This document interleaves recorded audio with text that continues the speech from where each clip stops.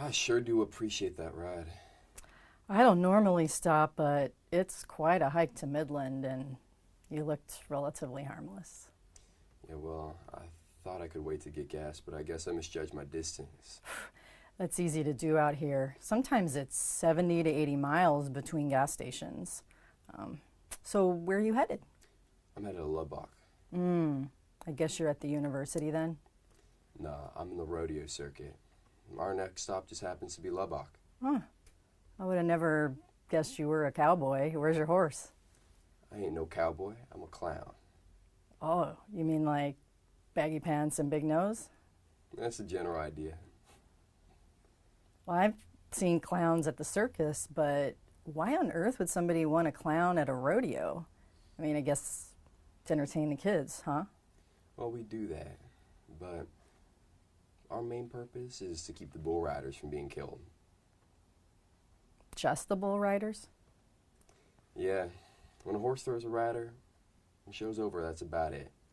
A bronc rarely turns on a man, but a bull, now that's a different story. They may look big and slow and stupid, but they're mean and quick. The rider goes flying through the air, hits the ground hard, and for a second or two all they can see is dirt or the inside of their eyelids.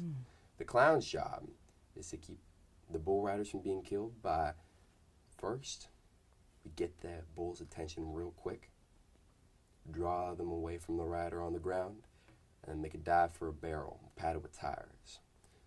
And when that bull hits that barrel, that's a couple of tons of pure meanness, I can tell you. Hopefully by that time, the rider's made it for the fence.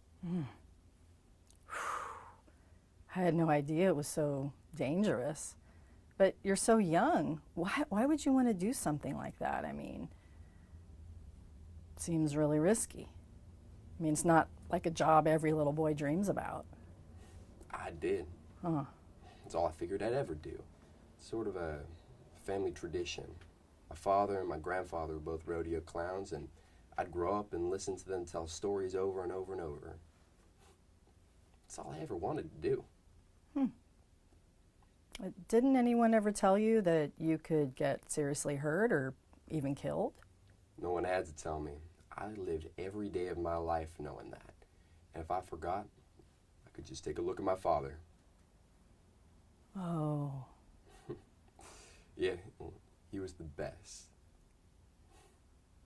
Still known up and down the rodeo circuit. I've seen him work the bulls, and I've heard all the stories. He was like an artist, like one of those fellas from Spain.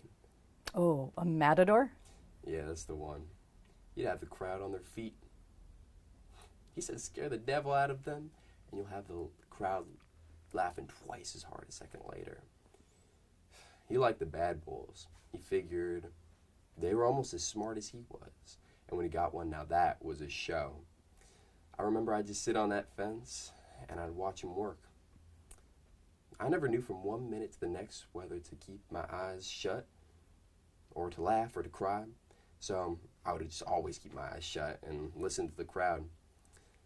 I could always tell what he was doing, because the crowd would laugh, they would shout, they'd gasp, and then the relief, the excited voices. Man, he was the best. What happened to your father? One day, he waited a little bit too long, and then he got real hurt. Was he hurt badly? He was laid up for a year and then walked with a limp from then on, and that was his last bull. He figured they were either getting smarter or he was getting dumber, but either way, he wasn't going to test his luck. When I grew up, he'd watch me work and sit right on that fence, but there was always this look in his eye, something I couldn't quite put my finger on. I understand. He was afraid for you. I would have been too. He wasn't afraid. My father was never afraid. All right. Your father was never afraid. Mm-mm. And cut. There we go.